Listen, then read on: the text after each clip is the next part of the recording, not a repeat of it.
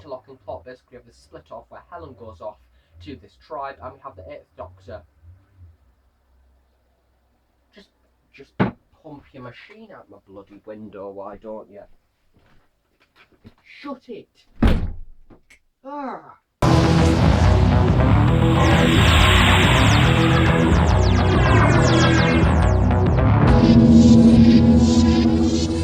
Hello YouTube, and welcome to another Doctor Who Big Finish review. Today I'm taking a look at the recent Big Finish box set Doom Coalition 2, which has just been released about 2 or 3 weeks ago from the Big Finish website. Now this product is currently on sale for £20, so if you would like to buy this, I'll leave the link in the description below, and I would highly recommend buying it now because it does go up in price in, I believe, a month or so time, much like how Dark Eyes did.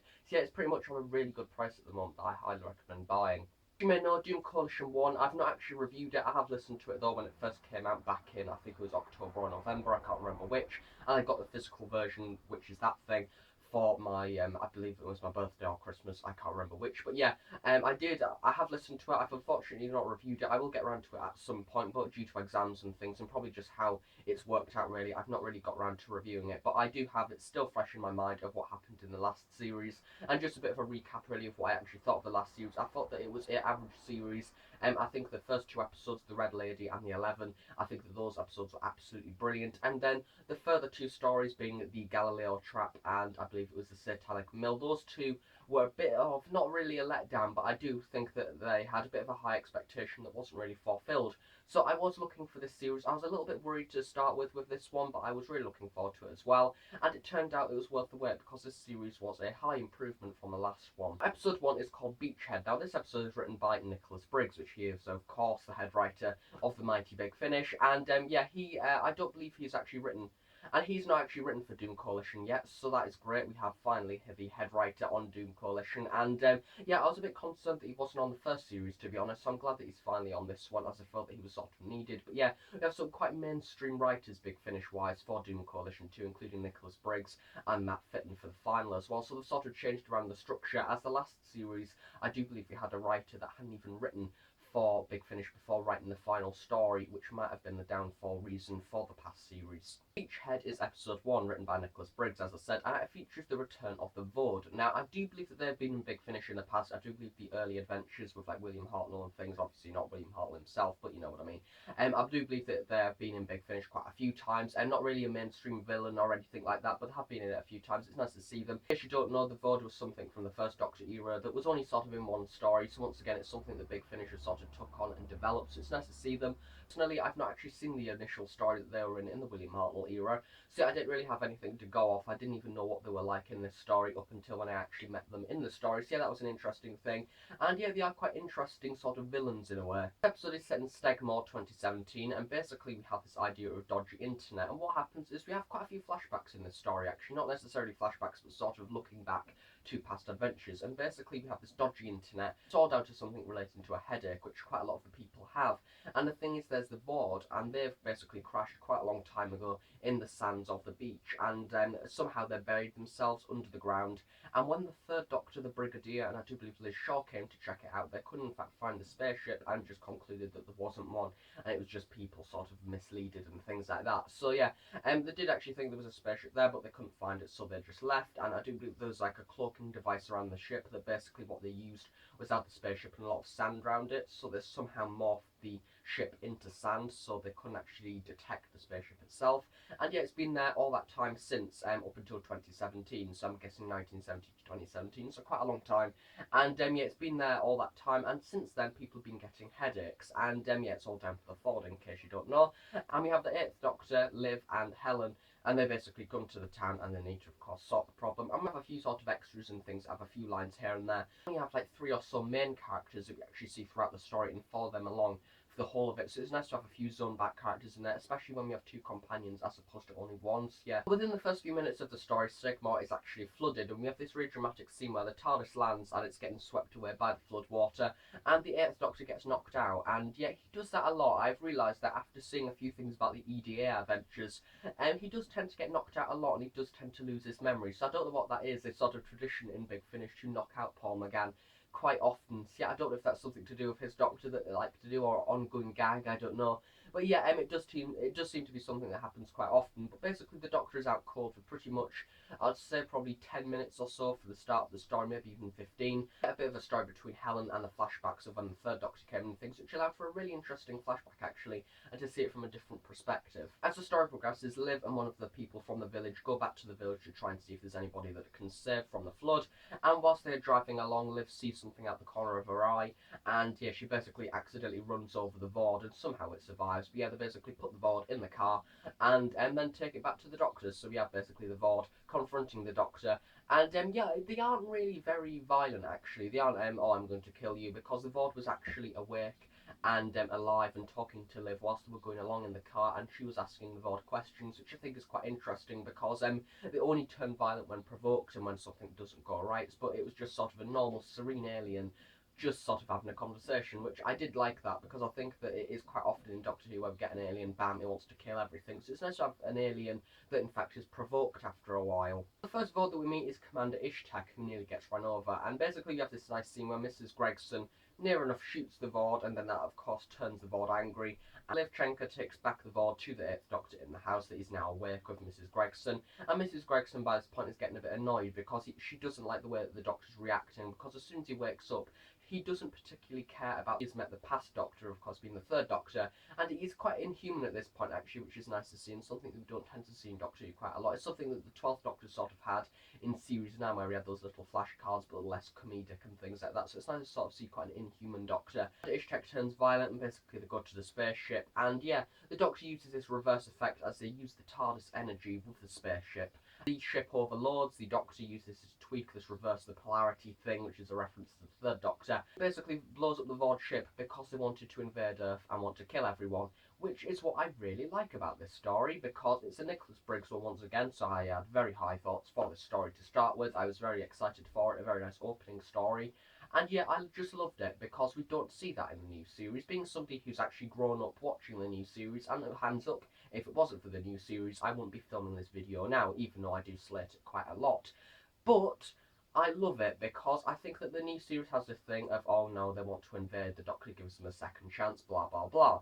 The 8th Doctor here, they want to invade, they turn violent. What does the Doctor do? Serves them right, blows them up. Bam. He doesn't feel sympathy for them. At the very end of the story introduces the idea of what blown up the Vord homeworld, which was meant to be in this time, but in fact wasn't, and was blown up. So what time-distorting villain, of course, will be involved? Now, the next episode is Scenes from Her Life, which is written by John Dorney. Now, I always forget the names annoyingly, but yeah, John Dorney. I've not actually seen anything, I don't believe, that he did in the past. Or I think he may have, yeah, he wrote The Red Lady, actually, from the last series, which was a story that I loved, as I said previously. And yeah, this one, I didn't actually know that he'd written The Red Lady, so I may have gone into it with a bit of a high hopes if I knew that. But yeah, this episode has been given quite a good reception from Big Finish fans. Understandably, it's a very interesting story. Basically, the Doctor, Liv, and Helen are on the search of who blown up the Vord homeworld, so we have a bit of the ongoing plot there, which of course is established by the end of the series. We'll across a TARDIS, but not any TARDIS, a TARDIS that has sort of melted out of its chameleon circuit, and it is a massive city, which is what a TARDIS looks like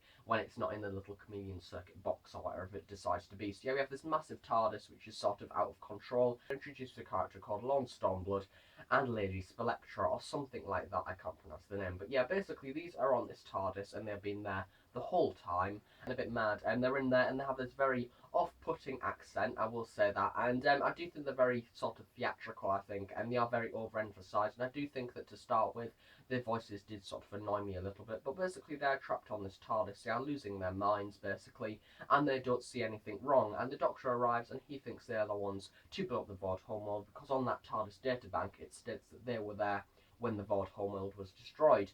And later on in the story, we're introduced to a character called Kalira, which follows up to be a character that I didn't really understand to start with, as we have a few flashbacks once again to when she got these psychic powers. And what I thought was she would only be in the story. Turns out not, and it turns out that she is actually in the rest of the series, and she is quite an overarching plot for the series. Very nice scene to start with a TARDIS landing within a TARDIS, and there's a nice few little scenes there between Liv, Helen, and the Doctor, which I do like. I really do like this TARDIS team, actually. It's not that often that we get two people on the TARDIS at once that actually work, and both have sort of quite a good input. So yeah, with Big Finish doing that, it's great to see. So you have the 8th Doctor, Paul McGann, being brilliant for this series, I must say, has been really good.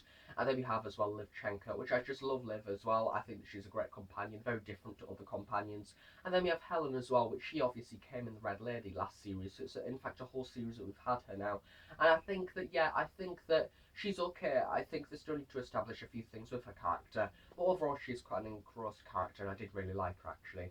Get a bit of an Easter egg. We do have the 11 in there, which is nice to see, and just like a little snippet as well, not really too much at all, which is nice, a very nice surprising moment, as I just love Mark Boner. I will get onto him in a bit, but seriously, what a brilliant actor. It has Lord Stormblood and Spectra basically escape Gallifrey in their TARDIS, and then it malfunctions, and then they end up in the middle of the vortex, going mental. And yeah, there is a few really nice scenes in the story. I do think that with this episode, you do need to sit down and listen to it, otherwise you will not understand it at all. But overall, a good reception. I can understand why, because it is a very nice plot. It is very interesting. Then we have Emma Knife, which played Clearer, which I think that she's brilliant. Honestly, she's quite mental in this story, which I think, once again, oh, I wonder who she could relate to. But yeah, a very mental idea of a person. She's rather manipulated, actually, to start with. We think that she's actually a good person, and she's actually trapped in this machine. Turns out not, and she's in fact controlling everybody else to make it look like that they're trapping her and enslaving her in this machine. So a very nice bit of manipulation there. Once again, a twist from Big Finish that I didn't expect. Unlike if it was the new series,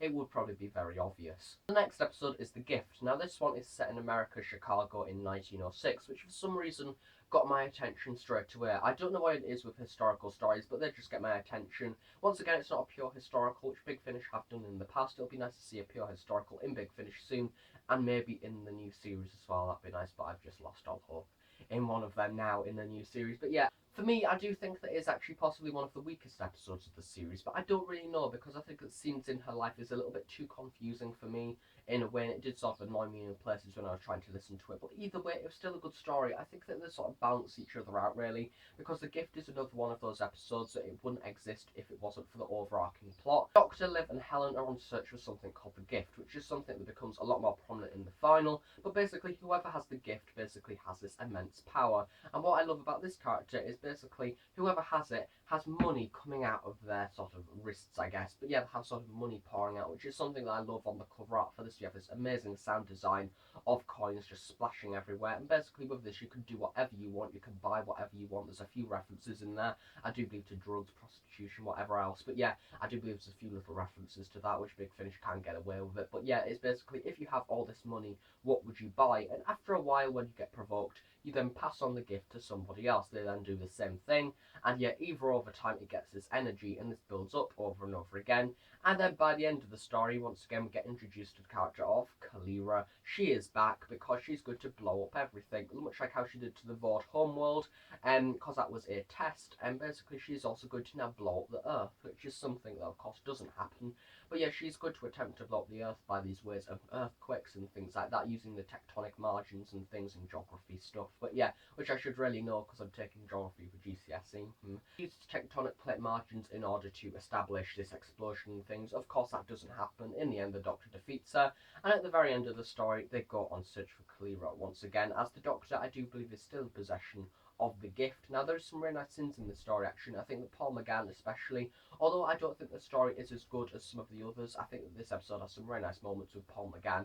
And Helen, once again, has some nice moments as well, as I do think that in the story, Liv does take a bit of a back seat, and we have a bit more of Helen in there, which is nice. Paul Mark Davies plays Pepe Gonzalez. Now, he is, as it's sort of a quite overemphasized name, and we do have a lot of American speaking people in this, which I do think that sometimes in things, when you're not American and you are emphasizing an American accent, it sometimes is a bit overemphasized. Now in this story there was a few people that got the American accent right, but I think in this one it worked well. Pepe Gonzalez was once again another very theatrical character, which is something that I can say about this series of Doom and Coalition. There's a lot of theatrical aspects in each of the stories, and yeah, overall it works well. I would say it's maybe an average story, but I did still really enjoy it. I think it had some great aspects in there, and overall it was very listenable, and I did enjoy it. The very end of the story interlocks with the final story, which I think that this series has something, once again, quite similar to that of Infernal Devices. Something like Series 1, so Only the Monstrous. It was a very disconnected series. Each episode, there was an insignificant amount of time of the split between each episode. In Infernal Devices, which is of course volume 2 of the War Doctor series, we had a very consistent plot, and I would dare say that each story interlocked and followed on from each other. Doom Coalition 1, we didn't have really much of that. It was a rather inconsistent, sort of a few insignificant parts and places. Doom Coalition 2, we have once again a very interlocking plot, and I dare say that each story follows on from each other. Once again, at the very end of this story, we have the Doctor and Liv and Helen on the TARDIS, and the Doctor looks round, and we have this vortex manipulator sound, and there's a letter arrives on the TARDIS, and he looks at it, and it has on it "Hello, sweetie," and the coordinates set somehow, and yeah, that leads into the next story. And that finally leads on to the landmark event that I'm finally introduced to River Song on Big Finish. For those of you that don't know, River Song wise, I'm not really much of a big fan. I think that she's very overemphasised in the new series. I think she's one of those characters that is just there for the promotional purposes. And when they brought her back for the Husbands of River Song, yes, fair dues, it sort of solidified her plot and brought it full circle. But I just feel that it didn't really make sense for it to be with the 12th Doctor, which is what a lot of people felt. Big Finish come along and give her her whole series, The Diary of River Song. A few good things about it, a few bad things.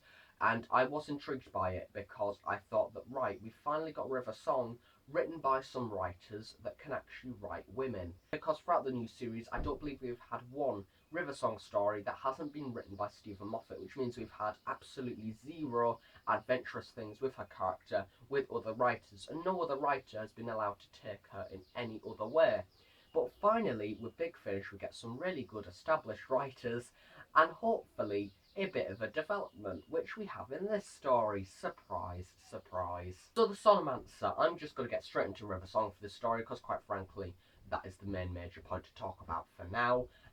Yeah, there's a big difference. There is a massive difference because she's actually bearable. I honestly found her bearable in this story. I think that she was much more of that professor, much more of a doctor style of role. Basically, she's going around and she's solving things for herself. She uses the vortex manipulator to get around, and basically she's on this planet, and I believe that she's actually tracking down the 11, and yeah, she's good in the story. I found her bearable. I wanted to listen to her. I was genuinely excited when we actually had "Hello, sweetie," and the 8th Doctor saying that. It was a bit sort of weird to start with, actually having a classic Doctor refer to River Song, but yeah, a good story written with good characters. There we go, new series look. It is possible. Yeah, of course, much like Diary of a Song, in case you don't know, River Song doesn't in fact meet the 8th Doctor, which I know a few people will be disappointed by, because it would be nice to have her reenact with the 8th Doctor, but of course that will be impossible, because that would mean that the Doctor would know her before the 10th Doctor and all that.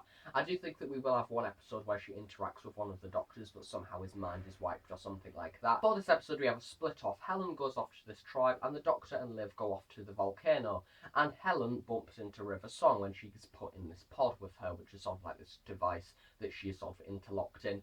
And yeah, basically what happens in this story is both Helen and Liv meet River, but she says not to tell the Doctor because that's like going to blow up history or something. But yeah, it is a very interestingly done, because both Helen and Liv reenact with River. They are there with River. If it wasn't for River, they would probably both be dead in this story. But yeah, very nice plot actually. We have Helen more of becoming River Song's companion, I guess. Helen's there with the TARDIS at the very end of the story. River Song is there with them, and the Doctor, you can hear him echoing in the distance, coming along to meet Liv and Helen. But River Song just says bye, runs off, and Doctor comes directly around the corner, literally within milliseconds, and that is how we get introduced to her. And by the very end of the story, we do have a few little references there. She uses Melody Malone, of course, a reference to Angels Take Manhattan, which is nice.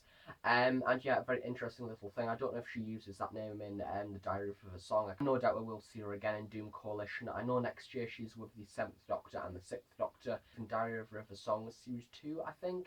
But yeah, that'll be interesting to see, I guess, especially her with Colin, even though they probably won't reenact in that or anything, or interact or anything. Now moving on to my main thing of the review, Mark Bonar as the 11, which I adore the 11. Honestly, what a brilliant idea. I don't know who came up with the idea of the 11. I'm guessing it was Nick Briggs. In case you don't know, this episode is written by Matt Fitton, so I was very intrigued into the story. I was nervous about River meeting the 8th Doctor in Doom Coalition, but as soon as I heard that it was going to be written by Matt Fitton, I had a bit of high hopes in there, and a bit more of a less stressed attitude, and I was just hoping that he would write her right. Of course he did, because he's an excellent writer, and of course we have him once again writing for the 11, which, if in case you don't know, he was the one to write the first ever episode of Doom Coalition called the 11, which I honestly don't think that Doom Coalition has ever got to the heights that the first ever episode did, being called the 11 itself. And Matt Fitton coming back here to write for the 11 once again, which I think that he is the main writer for the 11. I think that he gets the 11 very right. I don't in the Satanic Mill, the final for series 1, but he wasn't really in it much, I don't think, from what I can remember. That Edward Colley, he didn't really write him to the mad and to the extent that Matt Fitton can, because with Matt Fitton, as soon as we get introduced to 11 once again, we have the multi-personalities in there all over the place, and I just love him. Basically, in case you don't know, the 11 is this incarnation of a Time Lord that has all of its incarnations around at once, which I don't know how that would work in the actual televised series, but on the voice and on audio, it works absolutely stunningly. Basically, often what happens is we have the 11 speaking with Mark Bonner, and then we have this changing personalities, this evil version, this quirky one, this comedic one, this shy one, and I do believe number 6, because that's what he calls himself, the different incarnations are called, say, number 6, number 3, number 8. I do believe that number 8 is actually quite a polite version of the 11, ironically, because we're in the 8th Doctor era. Number 6 is quite a grumpy one, so I'm guessing we do have a bit of a interlocking thing with Doctor in there, interestingly. Such a stunning character, seriously. And I actually tweeted Mark Bonner on Twitter whilst listening to this story, and he replied as well, so that's a nice thing. I got tweeted by the 11, how fun. The overall plot of the story, we have the same thing as the Gift. We have another planet, but this time they are using this volcano that is erupting to cause earthquakes, and then that will blow up the planet. A very similar thing. And who is involved? It is, of course, Kalira.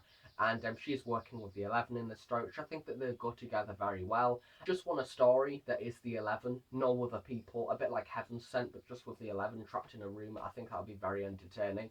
But yeah, I just think that the 11, I think that Kalira is a great character, but I think that I wish she sort of took a bit of a backseat in the story and just had the 11 having more screen time, because once again, I don't think the 11 has been on screen as much that he has been in the first ever story since then. And I just want a whole episode dedicated to the 11 mainly, and no other distractions, which is one of my main expectations for series 3. I want an episode dedicated solely to the 11, maybe the 11 and the 8th Doctor just together, no companions, nothing, just those two facing it out. I would love it. Overall, I'm not really going to say much else about that story, because I think that is something to be listened to, but genuinely, Matt Fitton written River Song really good, which is great. The 11 was brilliant, and overall, I think that once again, Doom Coalition is restoring to those heights that the first series did with the first opening 2 stories. So overall, a very consistent series, I think. Some really good ones in there, but once again, I would say my favourite ones of the series are the final episode of Riverin. Didn't expect to be saying that. I would probably say the opening story as well. A very enjoyable listen.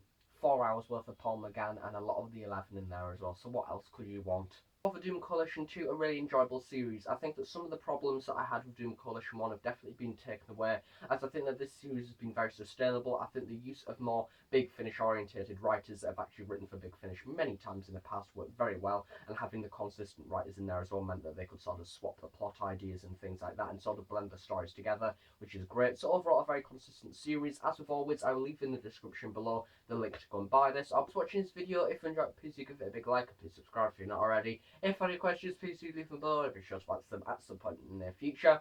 Thanks again for watching. I shall see you all next time. So thanks for watching, and bye for now.